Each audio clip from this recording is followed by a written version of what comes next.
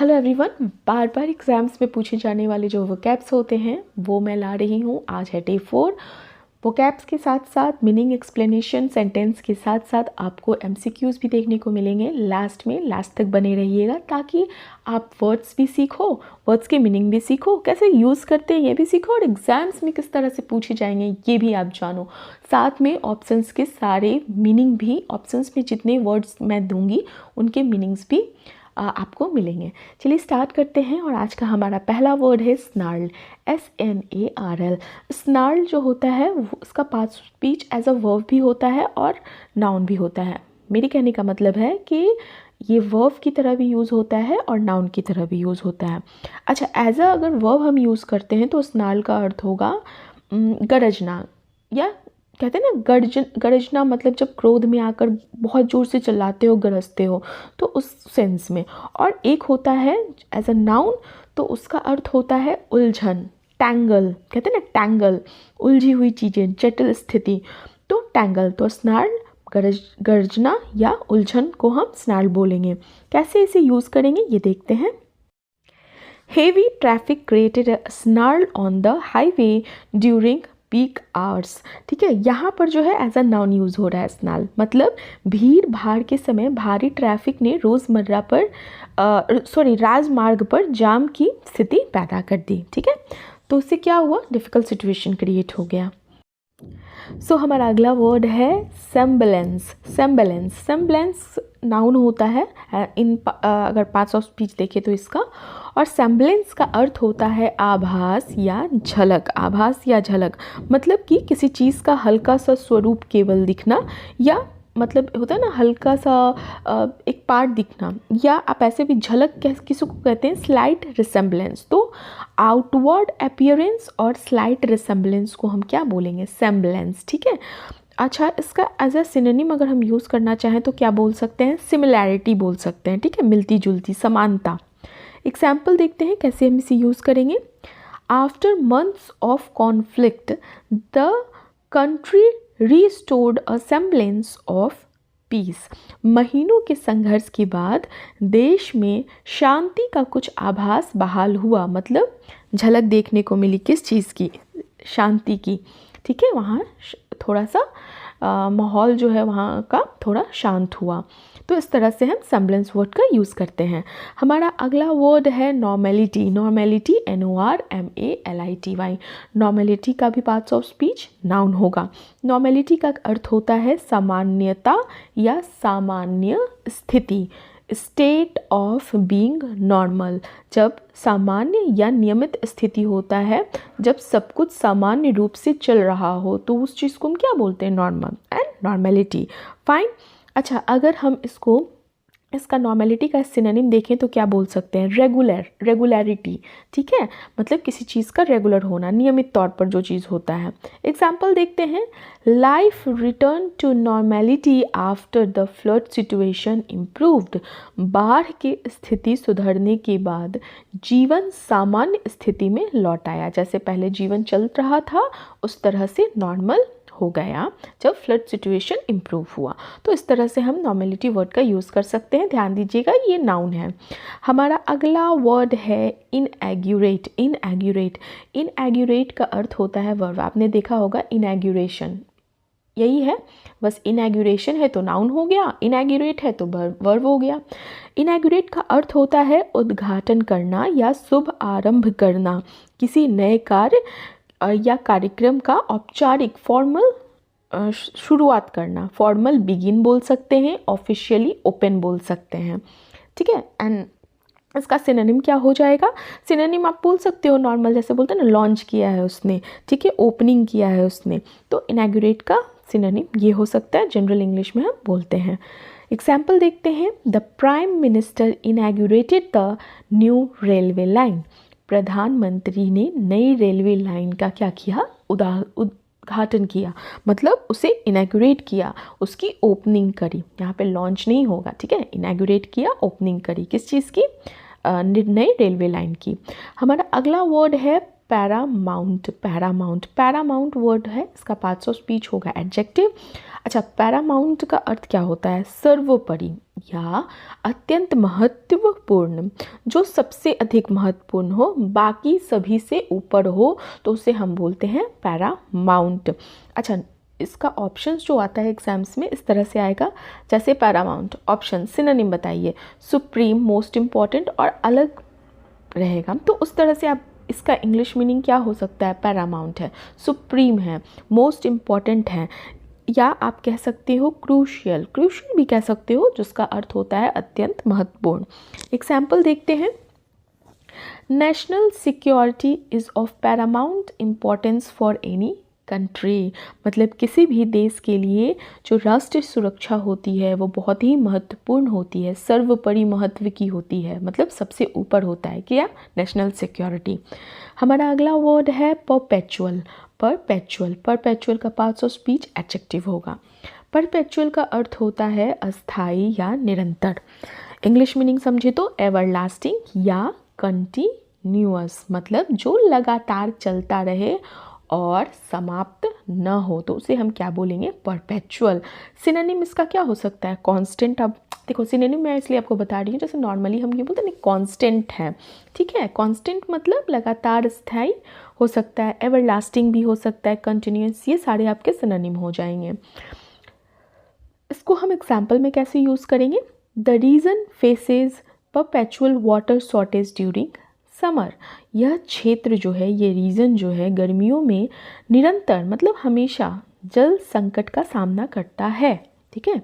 तो परपेचुअल का अर्थ हो गया स्थायी है, निरंतर है, हमेशा जो हो रहा है, लगातार जो हो रहा है, ठीक है।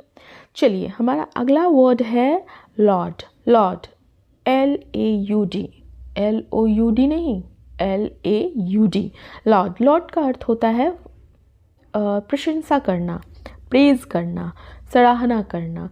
इंग्लिश मीनिंग क्या है? Praise publicly. लॉर्ड का पार्ट्स ऑफ स्पीच होगा वर्ब, ठीक है। तो जब हम किसी व्यक्ति या किसी कार्य की खुलकर तारीफ करते हैं, खुलकर तारीफ मतलब पब्लिकली तारीफ करते हैं, तो उसे हम लॉर्ड बोलेंगे। एग्जाम्पल देखते हैं। The scientist was lauded for his contribution to medical research. वैज्ञानिक की चिकित्सा अनुसंधान में योगदान के लिए प्रशंसा की गई। फाइन, तो इस तरह से हम इस वर्ड का यूज़ करेंगे। चलिए, और इसका सिनोनिम क्या हो सकता है? अपलॉड भी बोल सकते हैं, APPLAUD, अपलॉड, ठीक है। उसका भी अर्थ क्या होता है? प्रशंसा करना। सो हमारा अगला वर्ड है गार्नर, गार्नर, GARNER। गार्नर का पार्ट्स ऑफ स्पीच वर्ब हो जाएगा, और गार्नर का अर्थ होता है एकत्र करना या प्राप्त करना।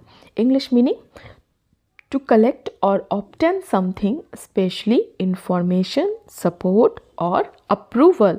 किसी चीज़ को धीरे धीरे जुटाना या प्रयास से हासिल करना, जैसे कि सपोर्ट जिसे आप समर्थन बोलते हो, इन्फॉर्मेशन जानकारी, ठीक है, अप्रूवल किसी चीज़ का अप्रूवल को प्राप्त करना, तो उसे हम बोलेंगे गार्नर। गार्नर का सिनोनिम क्या हो सकता है? गैदर करना, कहते हैं ना गैदर करो, गार्नर। नेक्स्ट, इसका हम एग्जाम्पल देखते हैं। The candidate managed to garner widespread support during the election campaign. उम्मीदवार कैंडिडेट ने चुनाव अभियान के दौरान व्यापक समर्थन प्राप्त किया। व्यापक मतलब widespread. Next one is indigenous, indigenous, indigenous word जो है ये एडजेक्टिव है, और इंडिजिनस का अर्थ होता है स्वदेशी या मूल निवासी, वहीं का जन्मा हुआ। जैसे आप बेसिकली बहुत नॉर्मल इंग्लिश में बोलते हो, वहीं से ओरिजिन किया हुआ, ओरिजिनेट किया हुआ।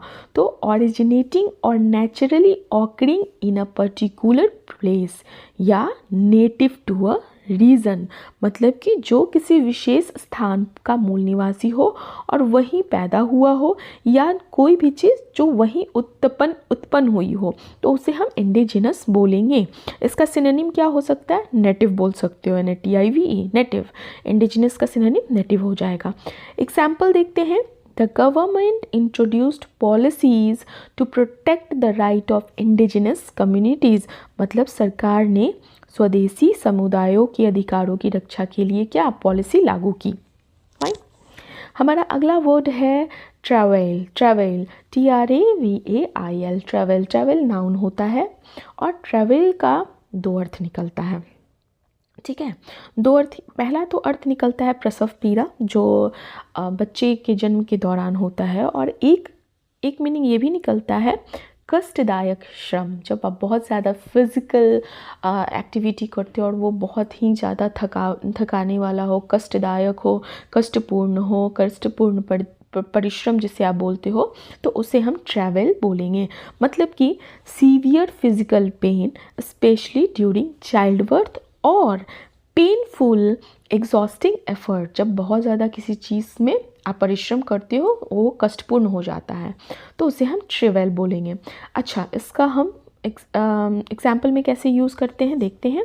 The workers endured years of travel to complete the massive infrastructure project, मतलब क्या, मज़दूरों ने वो जो विशाल इंफ्रास्ट्रक्चर का जो ढांचा परियोजना को पूरा करने के लिए बहुत टाइम तक क्या किया, कठिन परिश्रम किया, कष्टदायक परिश्रम किया।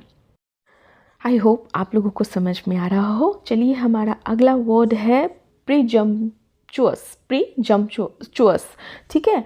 प्रीजम्पचुअस का अर्थ होता है उदंड या अति आत्मविश्वासी, और प्रीजम्पचुअस जो है वो है एडजेक्टिव।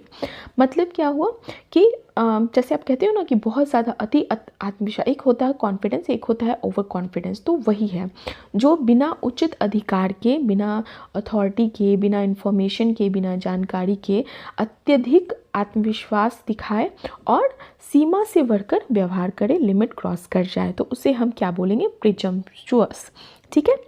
तो शोइंग एक्सेसिव कॉन्फिडेंस और बोल्डनेस विदाउट प्रॉपर अथॉरिटी और विदाउट एनी रिस्पेक्ट। एग्जाम्पल देखते हैं।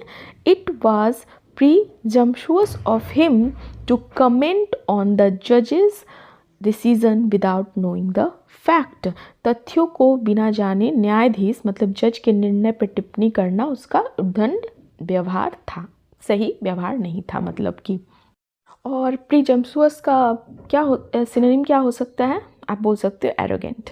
Next word is discretionary. Discretionary, discretionary जो है इसका पार्ट्स ऑफ स्पीच एडजेक्टिव है, और डिस्क्रेशनरी का अर्थ होता है विवेकाधीन या स्वविवेक आधारित। विवेकाधीन या स्वविवेक आधारित मतलब कि left to one's own judgement और चॉइस, आप अपने दिमाग से काम लो, कहते हैं ना, तो जो किसी व्यक्ति के अपने निर्णय या विवेक पर निर्भर करे, तो उसे हम बोलेंगे डिस्क्रेशनरी। इसका सिनोनिम हो सकता है ऑप्शनल, ऑप्शनल चॉइस, कहते हैं ना ऑप्शनल है, आप पे डिपेंड करता है, कर भी सकते हो नहीं भी कर सकते हो, ऐसा वाला सिचुएशन। एग्जाम्पल देखते हैं।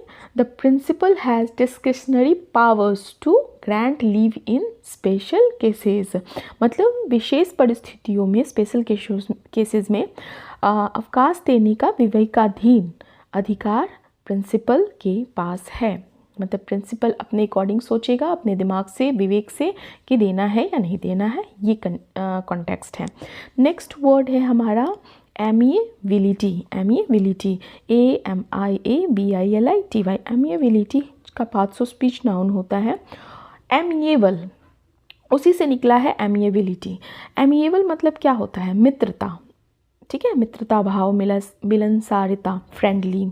तो एमिएबिलिटी का भी अर्थ है मित्रता भाव, मिलनसारिता, the quality of being friendly, pleasant and easy to like, ये इसका इंग्लिश मीनिंग हुआ। मतलब कि दूसरों के प्रति जो काइंड होता है, नम्र होता है, दोस्ताना व्यवहार करने की जिसका स्वभाव होता है। अच्छा, इसका हम सिनोनिम क्या बोल सकते हैं, जैसे कहते हैं ना फ्रेंड बहुत ज़्यादा फ्रेंडलीनेस है, ठीक है, तो ये आप बोल सकते हो, फ्रेंडली है मतलब। एग्जाम्पल देखते हैं। The leaders amiability helped him gain public support during the election campaign, मतलब कि जो नेता का फ्रेंडली नेचर था, तो जब वो इलेक्शन कैंपेन के दौरान उसका पब्लिक सपोर्ट लेने के लिए बहुत हेल्पफुल था। Next one is retrospective. Retrospective जो वर्ड है ये एडजेक्टिव है और इसका अर्थ होता है पूर्व दृष्टि, पहले की दृष्टि या अतीत संबंधी विचार। मतलब कि जब आप अपने पास्ट को समझते हो, उसके बारे में विचार करते हो, सोचते हो। लुकिंग बैक एट और डीलिंग विथ पास्ट इवेंट्स और सिचुएशंस, मतलब जो बीते हुए समय की ओर देखकर उसके बारे में सोचता हो, उसका मूल्यांकन करता हो, इवैल्यूएट करता हो कि क्या किया क्या नहीं किया, वैसा वाला। इसका सिनोनिम रेट्रोस्पेक्टिव का क्या हो सकता है? रिफ्लेक्टिव बोल सकते हो। ठीक है, एग्जाम्पल देखते हैं। The committee conducted a retrospective analysis of the previous years economic policy. Committee ने पिछले वर्ष की आर्थिक नीतियों मतलब इकोनॉमिक पॉलिसी का पूर्व दृष्टि विश्लेषण किया, रेट्रोस्पेक्ट किया उसको। किस चीज़ को? लास्ट ईयर के, प्रीवियस ईयर के इकोनॉमिक पॉलिसीज़ का। हमारा अगला वर्ड है रिजम्पशन। RESUMPTION। रिजम्पशन जो है ये इसका पार्ट्स ऑफ स्पीच नाउन होगा। रिजम्पशन का अर्थ होता है पुनः आरंभ या दोबारा शुरू करना। दोबारा शुरू करना, आड़ी लगा हुआ है ना, आप इस तरह से भी याद कर सकते हो। तो पुनः आरंभ करना, दोबारा शुरू करना। The act of starting again after a pause और इंटरप्शन। किसी काम या गतिविधि, किसी एक्टिविटी का रुकने के बाद से फिर से शुरू होना को हम रिजम्पशन बोलते हैं। इसका सिनोनिम क्या हो सकता है? रीस्टार्ट बोल सकते हो, फिर से रीस्टार्ट। इसका एग्जाम्पल होगा the resumption of classes was announced by the university. विश्वविद्यालय द्वारा जो क्लासेस हैं उसका फिर से स्टार्ट होने का अनाउंसमेंट किया गया। ठीक है, या की गई। तो इस तरह से हम रिजम्पशन, पुनः आरंभ, दोबारा शुरू समझते हैं। हमारा अगला वर्ड है और ये है आज का लास्ट वर्ड। इसके बाद जो है हम MCQs देखेंगे इन्हीं सब वर्ड्स का। तो लास्ट वर्ड है स्लम्प, SLUMP, स्लम्प। स्लम्प का जो पार्ट्स ऑफ स्पीच होगा वो नाउन और वर्ड दोनों हो सकता है। स्लम्प का अर्थ होता है तेज गिरावट, धम से गिरना, अचानक कमी किसी चीज़ में। तो a sudden fall, sudden and significant decline in level, in performance और इन एक्टिविटी। जब आपकी एक्टिविटी में सडन गिरावट होती है, अचानक किसी तरह की परफॉर्मेंस में कमी होती है, तो उसे हम क्या बोलेंगे? स्लम्प, तेज गिरावट या अचानक कमी। ठीक है, अब इसका एग्जाम्पल क्या है देखते हैं। The economy faced a sharp slump last year. पिछले वर्ष जो है अर्थव्यवस्था में मतलब इकोनॉमी में तेज गिरावट आई। ठीक है, तो आई होप आपको समझ में आ रहा हो ये सारे वर्ड्स का मीनिंग। किसी तरह की कोई डाउट होती है, कोई प्रॉब्लम होती है, या आप चाहते हैं कि किसी और चीज़ को भी इंक्लूड किया जाए, तो आप बिल्कुल कमेंट बॉक्स में कमेंट कर सकते हो। चलिए स्टार्ट करते हैं MCQs। हमारा पहला क्वेश्चन है the word Lord most nearly means, मतलब लॉर्ड से मिलता जुलता जो ऑप्शन, करेक्ट ऑप्शन है वो क्या होगा? Same meaning. सही ऑप्शन है ऑप्शन बी, प्रेज। लॉर्ड का अर्थ होता है प्रशंसा करना, सराहना करना। क्रिटिसाइज का अर्थ है आलोचना करना। प्रेज का अर्थ है प्रशंसा करना। इग्नोर का अर्थ होता है नज़रअंदाज करना। पनिश का अर्थ होता है दंड देना। तो लॉर्ड मतलब सराहना करना, प्रशंसा करना पब्लिकली, और उसी तरह से इससे मोस्ट नियरली मिलता जुलता है प्रेज मतलब प्रशंसा करना। Next question, the word perpetual most nearly means. Perpetual का सिनोनिम्स बताइए।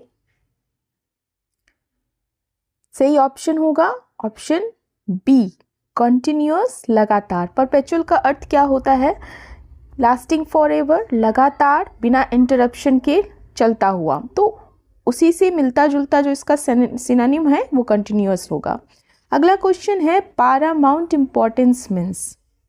टाइम लीजिए और बताइए पैरामाउंट का अर्थ क्या था, मैंने बताया था।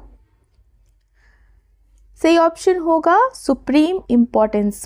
पैरामाउंट का अर्थ होता है सर्वोच्च, है ना, तो उसी तरह से सुप्रीम का भी अर्थ होता है सर्वोच्च। जैसे पैरामाउंट इम्पोर्टेंस तो उसी तरह से सुप्रीम इम्पोर्टेंस। तो ये आज का वीडियो था। Thank you for watching. अगर पसंद आए तो सब्सक्राइब कीजिए, लाइक कीजिए, शेयर कीजिए और कमेंट करना बिल्कुल ना भूलिए।